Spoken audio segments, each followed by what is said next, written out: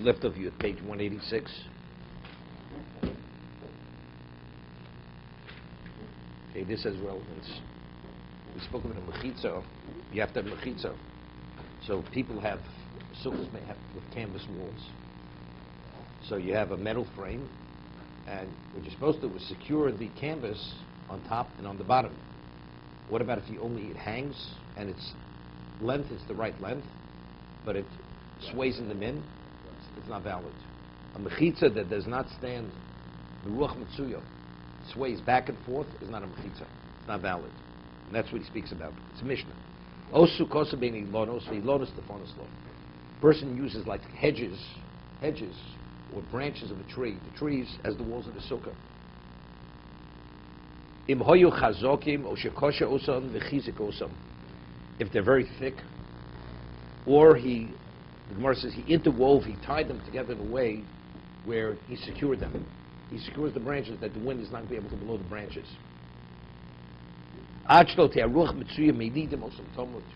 That an ordinary wind is not going to move them continuously. But even if you have branches, you have gaps, right? So if you have gaps, it's a problem. And he filled it in with other material where the gaps were. And also that, it's valid. Because mechuber is only a psul and schach, right? That only invalidates schach. If it's attached to the ground, the walls can be made of anything. So as long as the walls are secure, which they don't move, an ordinary wind will not move them, it's valid. He says, therefore, one should not make the walls out of cloth made of linen, unless you have vertical reeds or horizontal, which secures it, because otherwise it blows in and out. There's always a slack. So if there's a slack, let's say it blows in and out 3 tefachim, it's a problem, right? You can only make it taut to a point, but eventually it stretches a little bit. So what happens? Eventually it blows in and out. So let's say it blows in and out 3 tefachim. It's 3 tefachim, that's what? It's not lovet anymore. If it blows slightly, it doesn't mean anything. But if it blows a distance which is considered it's removed from its location, then it's not a mechitza. So what do you have to do? He says you have to put reeds, either horizontal or that, to secure it. So even if it blows, it can't go beyond that certain point. So the reeds are only to secure it, that it should be in place. Both. It's going together. No, from the location where it's a mechitza, either direction, 3 tefachim. No, it has to be in its location. Yeah. He says, why? Api shekoshim the tov. He says, even though initially you tied it tautly, it's taut. Zim de menatki v'lavadate, because sometimes it comes loose and you don't even realize it. Initially it's taut. Very often, what is it? Erev, we check. Not only because the string could actually snap, but eventually there's a sag. From the weight, it stretches, and if it sags too deep, the sag is too much. It's not a valid eruv, because it has to look like a tzuras pesach. Tzuras pesach is horizontal, but if it really dips seriously, it doesn't look like a doorway, so it's not valid. By the ties of the canvas, do they have to be rope? Anything. Anything. As long as it secures it. Right? That's a business question. Because this is you tie to the top. The top has to be going to the ground. Yeah, but you're not using the ties is only securing the wall, the canvas. There's nothing to it. He says, Zimdin the menatki, v'lavadati, v'hoeveli b'chitsheni, ychol lamu b'fnei ruchim. He doesn't even realize it. It loosens or detaches, you don't realize it. V'rotze lasas b'sedinim. What about if you want to use sheets? Tov sheyerog b'mechitzos konim b'pochs mishlosha. You should interweave in it reeds which are pochs mishlosha. See what that is. Let's see, Mishna Berura Succos. Below smoch al gabilon, right? We're not talking about. It's actually the walls are not sitting on the branches of the tree. Because if that would be the case, you can't end with the floor. You can't use it on Shabbos and Yom Tov, because it's olam b'ilon.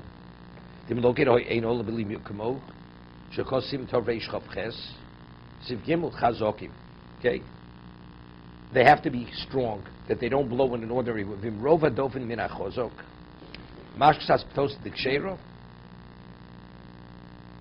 He's saying, what about the majority of the wall? It's one wall, part of the wall moves, but the majority of the wall is secure. Does that invalidate the rest of the wall? Does it have to be the whole wall, as long as it's the majority of the wall?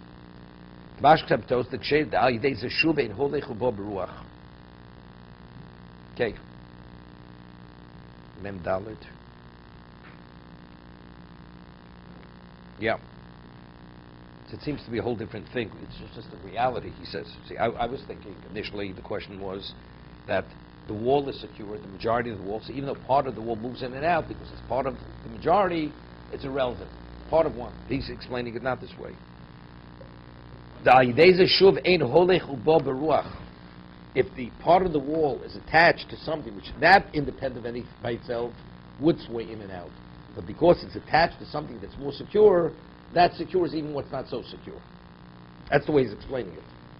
So I mean, why shouldn't it be? Factually, if it doesn't move in and out, it's a valid mechitza, right? What difference does it make? I mean, why should it even be a question?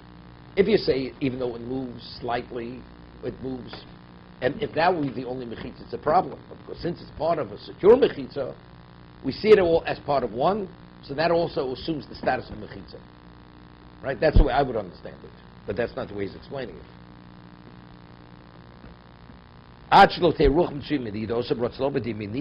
Because if the wind, an ordinary wind, blows the wall in and out, doesn't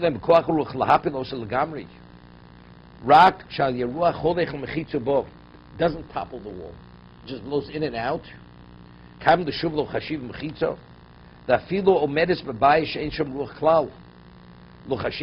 not a mechitza.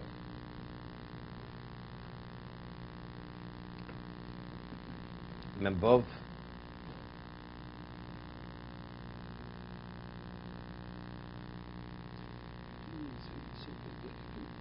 He's saying something interesting. Let's say you build a sukkah in your courtyard. And the courtyard itself has its own walls. But you don't want a sukkah as large as the walls of the courtyard. So you build a little structure within the courtyard. The walls of the courtyard don't allow any wind to come into the courtyard. But if these walls will be exposed to the wind, they would sway in an ordinary wind. Is it valid or not valid? Right? That's what he's addressing now. Okay? He says, it's the structure is within another structure, and of course it's open on top, and he puts chach. Is that considered valid mechitza? He says it's not valid. Even if there's no wind there, but theoretically, if there would be wind, it would sway with an ordinary wind. Lo chashiv mechitza, because he cites on the bottom here halachos katanos, who says that it's valid. Comes out interesting. So if you build your sukkah canvas, sukkah on pipes, and you have it in an enclosed area, right? Sometimes they have it like in the back of a shul. You know, it's like it's not really taken care of well, right? So the wind, it's protected. The walls of the buildings protected. No wind goes in there. According to the halachos ketanos, it's valid, because that wall factually is not going to sway in the wind.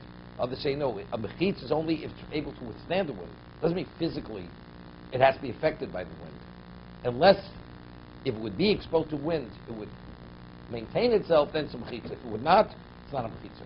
And that seems to be the halacha.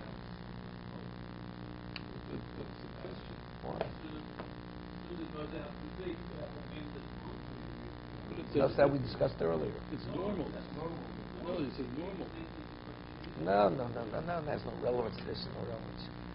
When we speak about ruach mitzuya means an ordinary wind that blows on dry land, not on the sea. That's mechitza, right?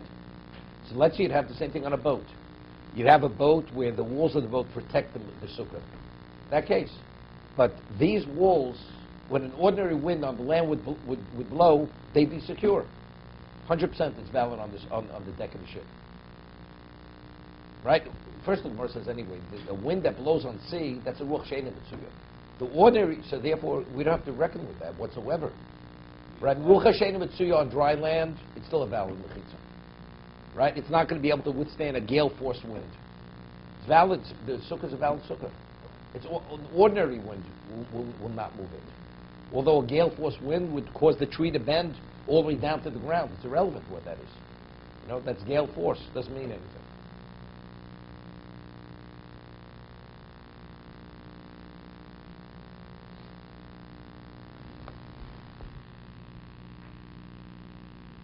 Okay?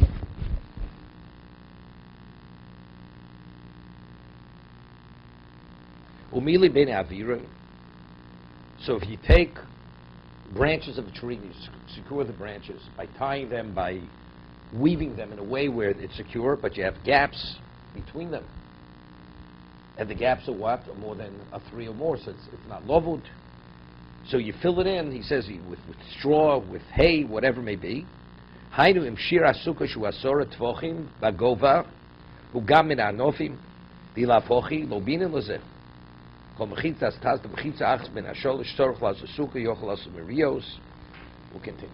No, we have time. We have time still. Let's see. What noon? We say. He says you should not make the walls out of pishton, out of flax, because ultimately they may become loose and you don't realize it, and it's not going to withstand an ordinary wind. Das ataz mechitza achs min sholish mechitza tzorach lasos basuka lasos mirios.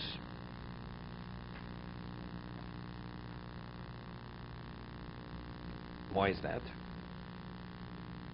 Why is that? Bemches.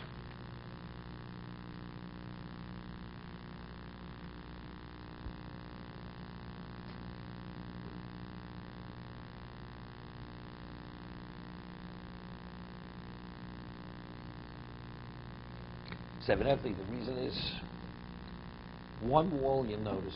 If you have 2 walls are secure, meaning if all 3 walls are made in a way where they could become loose. You may notice some, you may not notice all of them. But the Taz wants to say if you have 2 secure walls made of ordinary walls, and the 3rd wall is made of flax, if that wall becomes loose, you'll notice it. The likelihood of noticing all the walls, if one of them becomes loose, you may notice some, but you may notice all. And that's a chance you're taking. But if you have 2 ordinary walls, secure walls, and one of the walls is made of flax material, linen material, that one you'll notice. So Taz says it's not a problem. Others argue with him.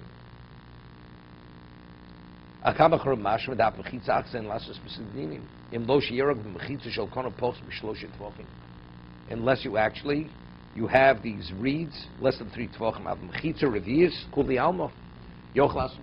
What happened? You have a 4-wall sukkah. We said earlier, the minig is we have a sukkah made of 4 walls. That's our minig. So if, let's say the 4th wall is made of a sheet, or something made of material, because the 4th wall is totally superfluous. Right? So he says, if you want to use sheets, mechitzas konim, rotzloma doz, afsharuach min anei yurias, bikomokum nishor mechitzas bekonim. That even if the sheets blow, since you have the reeds with less than 3 tvachim one to the next, it's considered like a solid wall. So it becomes irrelevant. But again, what about the reed? The reed has to be secure. Right? It has to be really nailed in on top to the frame on top and the bottom. Because a reed also sways easily. A reed.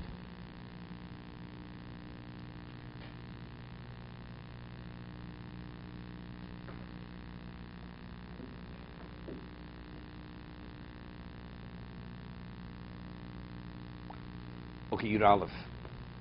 Osin mechitza mi balei chayim. Sheyikshe sham behemel adofen.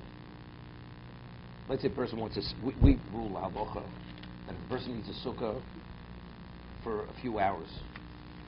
You're traveling in your sukkah for a few hours. That means it wasn't built at the beginning of sukkah. So even though it's not functioning as a sukkah for 7 days, it's valid as long as it meets the specification of a sukkah, even for an hour. So let's say you're in a situation and you need walls for the sukkah. You take the animals and you use animals as the walls of the sukkah.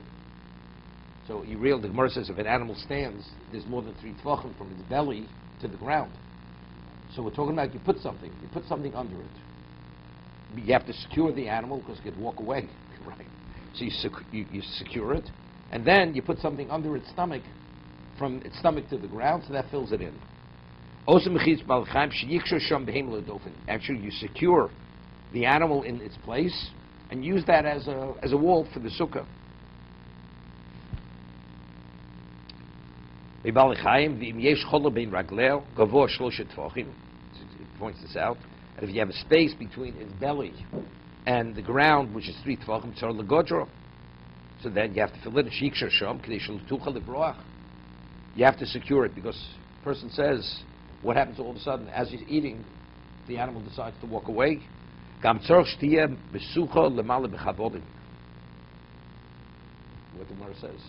Let's say you have an animal which is exactly 10 tvachim, or let's say 15 tvachim.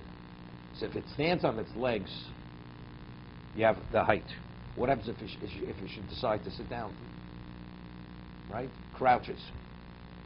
So one moment you have a mechitza of 10, or even 15, but once it goes to the ground, it's less than 10. So if you have that kind of animal, the Gemara says, if you have an elephant, you don't have to worry about it. Because an elephant, whether it stands or it sits, you have 10 tvachim. But if you have other animals, you only have the right height, only if it's standing. So what do you have to do when you secure it? It's not only secured, it shouldn't walk away. You have to actually tie it and hang it from above, that even if it wants to sit, it remains suspended. Because which means it can't sit. As much as it wants to sit or crouch, it's not able to. So it has to be mesucha l'mala b'chavolim. From the top, it has to be actually suspended from ropes. Or shtir gavol kol kach shafim tirbats otomus v'tibul yegavo asar tvachim, like the elephant. The animal is so large that even in a sitting position, a crouch position, you have 10 tvachim.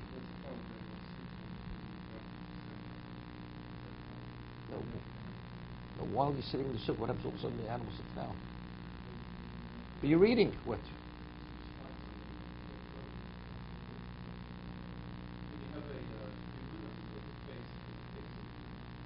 Human being could eat a yeah, to create a mechitza, sure. Versus willing, but you need a number of human beings. Right.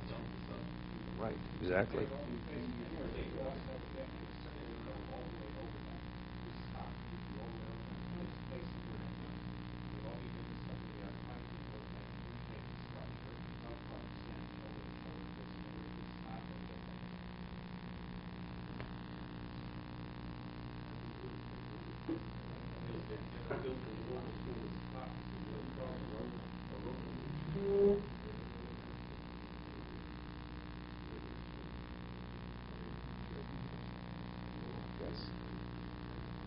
Yeah. That's what I should. As long as they do my job, you know.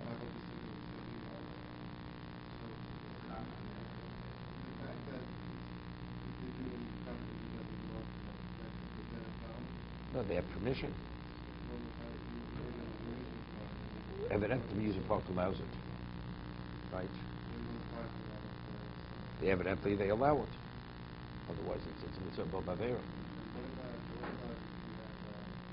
Years ago, people, they would use a refrigerator box. So the box was large enough, it was 7 by 7 tvachim, and they'd cut off the top, and because people had sukkahs on fire escapes. So they'd hoist this box onto a fire escape, and that's where they would eat. You know, if they want to eat bread, they'd go out of the fire escape into this box. Had schach on it, had 3 walls because it was cut open on the entry side into the house. And that's why people, many years ago, that's why people, years ago, they used to use doors for sukkahs. You know, they threw down all the tenements. You had endless doors, which they would destroy. So people would go and they would take the doors and they would hinge them together. That's how they attached the walls. So you could make the sukkah as large as you want, as small as you want. It all depended on doors, how many doors you had. I was interested, it was multicolored, because the doors, somewhat, in those years, pink and green wasn't an unusual color that you would paint pink.